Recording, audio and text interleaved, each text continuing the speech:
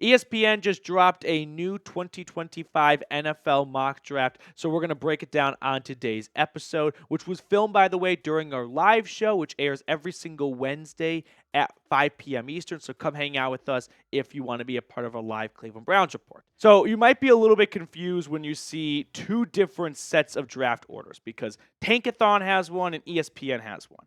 Here's the difference. ESPN's draft order is based on the current strength of schedule. Now, what Tankathon does is they base it on the entire 17-game season strength of schedule. ESPN is not taking into account games that have not been played yet. So a little bit different, but that's how you get the Browns picking 5 in ESPN's mock draft, whereas we project them to pick 8th because we include the entire 17-game season. Does that make some level of sense? It's kind of confusing, but we only have a few more weeks to deal with this nonsense. So let's get right into it. Let's talk about ESPN's 2025 mock draft from Field Yates. So they have the Giants picking first, and they have them going Shedeur Sanders. I don't think Deion's going to let him go to New York. I think it's going to be Cam Ward to New York, and it'll be Shedeur going to the Raiders at number 2. But that's the way ESPN has it going right now. Then they've got New England taking Travis Hunter, the do-it-all man out of Colorado. Abdul Carter is going to go to the Panthers to replace Brian Burns. And now we get to the Browns picking number 5, where they go Kelvin Banks, offensive tackle, Texas. It's not a fun, sexy pick.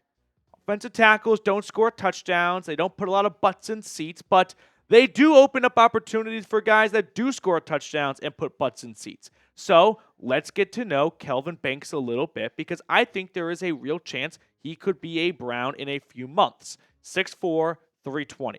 We can check the box on the size. He's definitely, capable of doing the job. He was a 3-year starter at Texas, all at left tackle, came in as a true freshman, just like Will Campbell out of LSU, who was another top lineman in this draft, started right out of the gate at left tackle for this team. Now, there are some mixed reviews, not on his play. Everyone's in agreement Kelvin Banks is a really, really good football player. That's not really up for debate here. What is up for debate is whether or not he is a tackle or a guard. And that might not seem like a big deal, but to GMs, it is a little bit of a big deal. Which position gets more money in free agency? Left tackles or left guards? Left tackles. Which position gets drafted earlier in drafts? Left tackles or left guards? Left tackles. So if teams view Banks as a guard, that's not going to rank super high on their points of emphasis position-wise.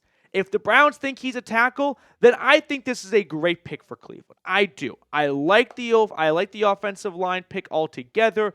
It definitely needs to be a major focal point for this team in the offseason, but you rarely see guards go top 10. And when they do, they're kind of like no doubters. Quentin Nelson, Zach Martin, right? Guys that played guard in college and just terrorize people for a living. Banks as a tackle moving to guard, that may not be a top 10 type pick. So we'll have to wait and see what the Browns' evaluation of him is position-wise. But as a player, I do like Kelvin Banks, and I won't have a hissy fit if the Browns take him 5th, 6th, 7th, or 8th overall. But if they do take him and they stick him at left guard or right guard, that may not have been the best use of a top 10 pick because the guy you could get in round 2 at left or right guard could be not very far off from Kelvin Banks, but then you could use that round 1 pick on a different position that would be much better than the guy you get that same position in round 2. I mean, literally, look at Joel Petonio. He's a potential Hall of Fame player, Pro Bowler, All-Pro. He was a round 2 pick. There's a reason why guards don't usually go in round 1. It's just a position that the discrepancy between the guy at the top and the guy at the bottom is not super far off from because you can sometimes hide guards in between tackles and centers and they're not a huge liability. It's hard to hide a tackle if they are a liability, right? They are on an island for much of the game. So I do like Banks as a player, and I'm not trying to deter anyone from him as a prospect, but I do have my concerns about the position and the overall draft pick used on him.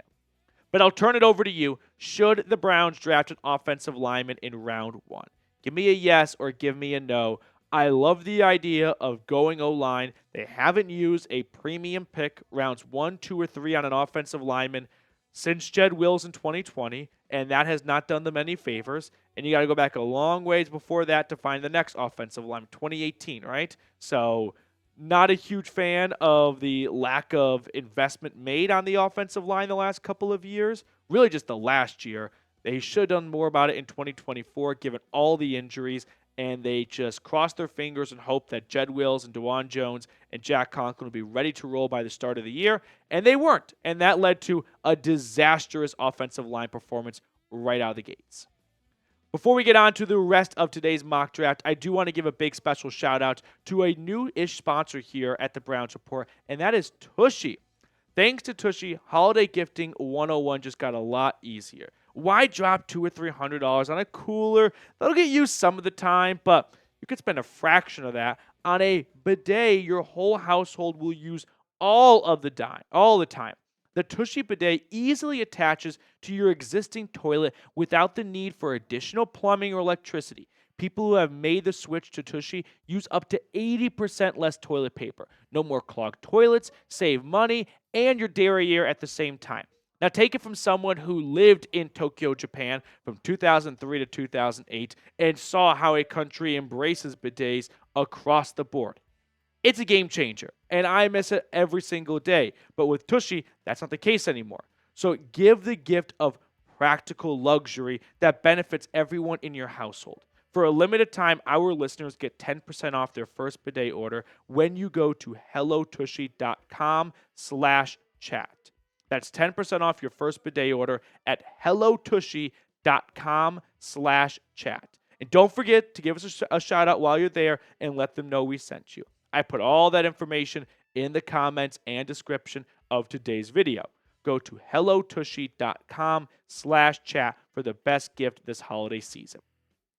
So as I was saying, when it comes to using an offensive line or using a first-round pick on an offensive lineman, I'm on board with that because the Browns have given up the second most sacks in the NFL this year. Only the Bears are worse, and the Bears' offensive line is an absolute dumpster fire. So yeah, you don't have to twist my arm on going Kelvin Banks or Will Campbell. You might have to sell me on using a top 10 pick on one of those two guys if the plan is for them to play guard in the NFL. Now here's what Field Yates had to say on Banks. Banks is my top-ranked offensive tackle, and he has excellent footwork, quickness, movement skills, and anchoring ability against power rushers off the edge. He gave up pressure on just 0.3% of dropbacks this season, the best among all FBS offensive tackles. I'm just going to put something on your radar, by the way. It's not really too important to the video, but you're going to see over the next couple of months into the draft, ESPN has their own stat tracking measurements for pressure rate and pressures allowed. It's never really clear where they gather this information from. I mean, I've seen and heard that there are chips in every single player's shoulder pads, and that's not a myth. And what they do is they just measure the distance between the chip on the defensive end, the offensive tackle, and the quarterback, and that's how they determine if a pressure happened. That, to me, doesn't seem like a great system in place. It seems like there's a possibility of maybe some mistakes being made. But there's no one that just sits in the basement and just looks over every single snap Kelvin Banks takes and goes, no pressure, no pressure, pressure. And the same goes for pressure. So I just want you guys to be aware of when you see stats like this that ESPN makes, it's never, I think, 100% accurate. All right, before we get on to the rest of the mock draft, it is the season to be jolly and to be thankful. And I'm very thankful for everyone that has been a part of our family over the last couple of years. We're so close to reaching my Christmas goal, my Christmas present, 40,000 subscribers, less than 1,000 away. So if you are looking for a go-to Cleveland Browns YouTube channel, click that subscribe button down below. Let's just look at the rest of the mock draft because I know you guys are itching for it. So we saw The Athletic give Mason Graham to the Browns in their previous mocks. Keep an eye on that. McMillan, who's a stud wide receiver out of Arizona to the Titans. I like that pick a lot for them. I would love Will Johnson for Cleveland based on his talent and where the Browns are picking and his position. So remember how I gave that spiel about you don't use a top 10 pick on a guard unless it's truly like a slam dunk thing like Quentin Nelson or Zach Martin? That's because you should use your top 10 picks on cornerstone positions. Quarterback, wide receiver, edge rusher, cornerback, offensive tackle. And Will Johnson is one of those 5, and he is one of the best at what he does. Moving on, the Bears at number 9 go with the other offensive tackle, who's also a tweener, Will Campbell. We'll have a better idea as we get closer to the draft what these guys project to play. Michael Williams out of Georgia goes to the Saints. We got James Pierce, who Buckeye fans are going to get acquainted with next Saturday, going to the Bengals. They desperately need edge rusher help. Ashton Jeanty, the lock of the year for the Dallas Cowboys. Although I wouldn't be shocked if Dallas just goes, nah, let's just go offensive line. They love to do that. Malachi Starks, he's a Dolphin. I'll just say it right now. Clip this, remember it. Try to find a way to give yourself a reminder. When the draft gets here, Malachi Starks will be the Miami Dolphins selection. You can take that to the bank right now. Defensive tackle from Oregon, Derek Harmon going to the Colts. They've got DeForest Buckner, I guess is getting a little bit up there in the age column along with Grover Stewart. So I don't hate it. They had a really bad run defense earlier this year. Walter Nolan from Ole Miss going to the Niners. The Niners need some help they really need help on their offensive line. The Cardinals go with a linebacker, Jalen Walker. They need some talent just overall on defense. Shamar Stewart, edge rusher to the Falcons. Atlanta has the worst pass rush in the NFL, so no surprise. Josh Simmons, the tackle for Ohio State, going to the Rams. I like this pick for LA. Nick Scorton going to the Buccaneers. Started off at Purdue, transferred to A&M. Hasn't been as good at A&M this year as he was in West Lafayette last year, but the Buccaneers are addicted to taking edge rushers. Luther Burden, this just goes to show that the receiver class this year, it's not as good as previous years. We're at pick 20, and we've only had 2 receivers go. Last year by pick 20, how many went? Like 4, I think? It was a ridiculous number of receivers to open up the draft. So if you want a receiver, don't wait because there's not a whole lot of them. Let's move on to the rest of the mock here. Colston Loveland from the team up north going to the Broncos. Yeah, Denver desperately needs a tight end. I'll give anyone $5 if they can name all the tight ends for the Broncos, or just one of them. How about this one? Texans with a horrible interior offensive line go with an Arizona player. I like this. The Seattle Seahawks also go offensive line. Tyler Booker, a guard. See, this is where the guards go, right? Pick 22, pick 23. It's not that they're bad football players, but a guard can only make so much of an impact. And when you're picking top 10, you need impact players. Tyler Warren out of Penn State. I think he'll be the first tight end to go, but in this mock, he goes to the Chargers, who definitely could use some help at that spot. Mike Green, the Marshall edge rusher to the Ravens. Yeah, this just screams Baltimore all over. Kyle Kennard going to the Green Bay Packers from South Carolina. I thought they just gave him, no, they gave someone else a lot of money. Maxwell Hairston from Kentucky off to Pittsburgh. They are a little bit shorthanded at cornerback. The Eagles go with a bit of a project. Remember Amarius Mims out of Georgia last year? The Bengals took him. Very raw prospect. That's Cameron Williams this year. So if you want to sound smart in front of your friends when talking about prospects, say Cameron Williams, high ceiling, but it's a little bit of a project. You need a good offensive line coach to round him into shape. Emeka Ibuka going to the Bills. Yeah, Buffalo, they've done a good job this year without Stephon Diggs by choice, but they should still add to their receiving core. Let's move on here. The Vikings are the biggest lock to take a corner. They have none for next year. They're all on expiring contracts. So Malachi Starks is a Dolphin, and some corner is a Viking. How about Ariante Irsay going to the Chiefs?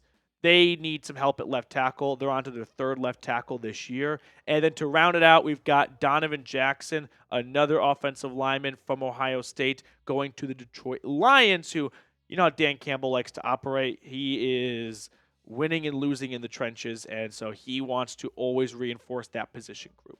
So I'll turn it over to you guys to kind of round out the video. Who should the Browns draft? Let me know in the comment section who you think a good selection would be for Cleveland with that potential 5th overall draft pick. We'll see where it ends up landing. I do want to show some love to the Brown and Orange Club. Tim Green, Mike Dibble, Jeremy Stallman, Slow But Sure, David Botner, Jared Brandt, James Harper, Papa T, Joseph DePorte. I haven't seen Joseph in a long time. Mike, Ray Bidding, Dr. No, Eli Green, John Porter, Scorpion, Max T, Jacob, also not seen Jacob in a while, Drunken Honky, Pistol, Kiki, Richard and James Belt, Nicholas, Tyman, Paul Anderson, and then our 2 latest additions, Miami Mac and A1 Eagles fan. Thank you guys so much for supporting us every single week. Look forward to seeing all of you guys during our next watch party.